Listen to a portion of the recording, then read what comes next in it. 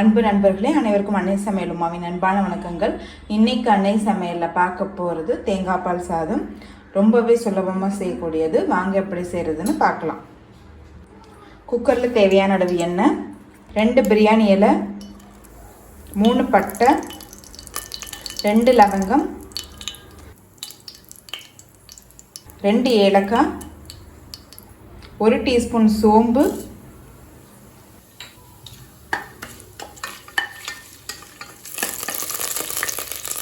1 வெங்காயம்,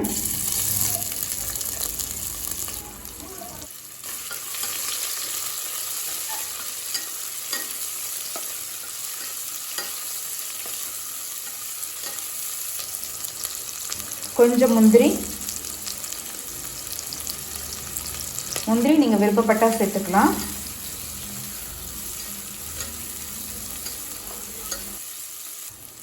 இஞ்சி பூண்டு விழுது 1 டீஸ்பூன்,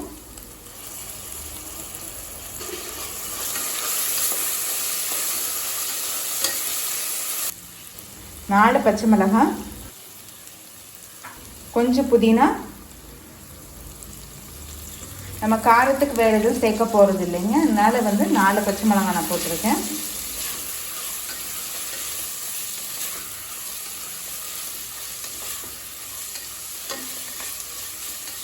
ஒரு தக்காளி.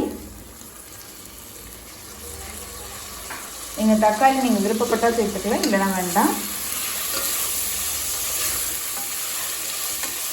தேவையான அளவு உப்பு. வெங்காயம் தக்காளியை நல்லா வதக்கிக்கலாம்.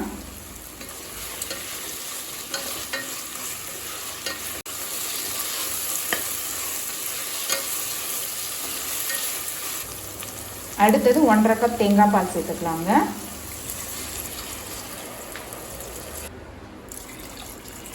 ஒரு கப் அரிசி எடுத்துருக்கேங்க, அதனால் 1.5 கப் தேங்காய் பால் சேர்க்குறேன்.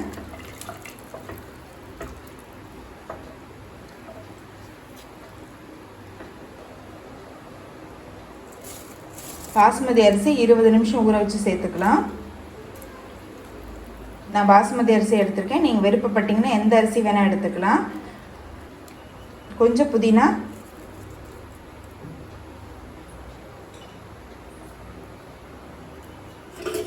நல்லா மிக்ஸ் பண்ணிக்கலாம். இப்போ மூடி போட்டு குக்கர்லேருந்து 2 விசில் வந்தோடனே இறக்கி வச்சிடலாங்க. இப்போ குக்கர்லேருந்து 2 விசில் வந்துருச்சு. கொஞ்சம் கொத்தமல்லி,